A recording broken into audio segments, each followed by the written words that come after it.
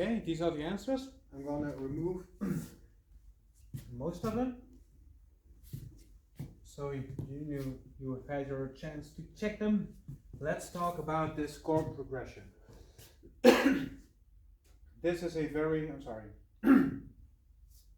This is a very almost cliche chord progression coming from classical music. And we need to talk first about this one. Now, in the key of F, or dominant, is C, F, G, A, B flat, C, D, E, F. This is the entire F major scale. The 5 chord would be C7.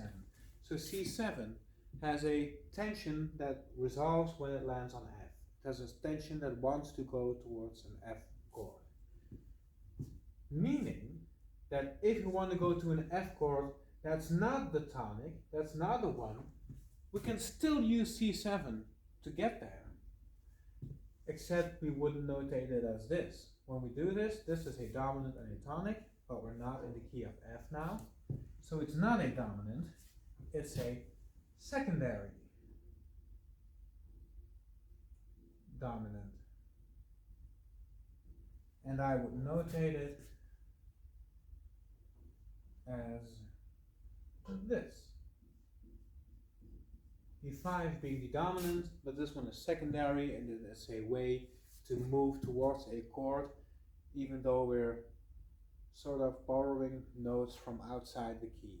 So it's just, we just nudge it in there in between chords to smoothen, or not smoothen, to make the transition to a new chord more interesting. So that's a secondary dominant. There's another thing I need to talk about. Here, I wouldn't say this is C major 7. I told you guys to make all 7th chords, so that's why I wrote it down, but generally speaking, the cliche is to do it like this. Or even without the dominant. So let's do that for a second now. This is more of a cliche in classical music. Okay. This is a dominant. And I'm going to tell you why.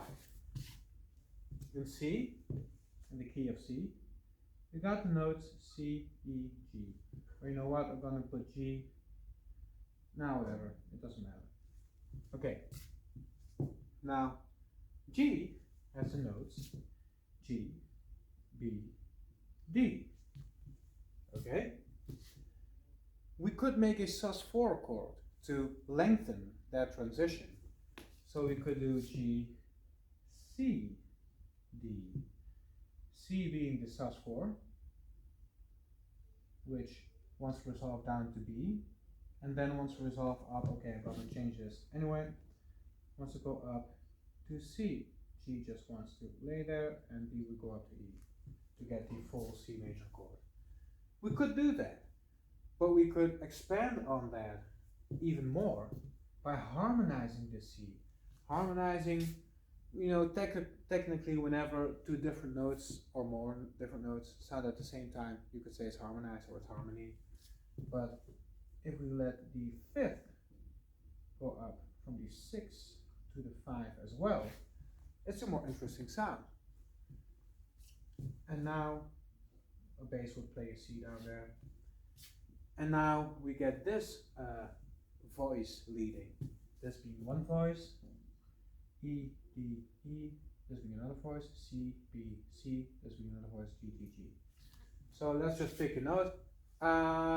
This is now our 1, 1, 3, 5, 3, 1. There's na, na, na, 1, 3, na, na, na, and fa, na, na, na, na, na, if it's below it. You could sing each part of this harmony as its own voice in a choir, or its own, well, its own voice. So that's what we call voice leading. Now, because of this voice leading, we can say that C/G can sort of function as a G chord, right? it's sort of a G sus4, but we've expanded upon it even more than just a sus4. It's G sus4 plus. We could also say it's a chord that wants to transition to G. So that would make it more of a subdominant, a chord that still wants to go to the dominant, that's not even dominant. Okay, so this is a very flexible location within this chord progression. Having said that, we could say that this is not a C chord but a G chord. You could make that argument, meaning that this is just another secondary dominant. Okay? This is starting to make a bit more sense now. Why?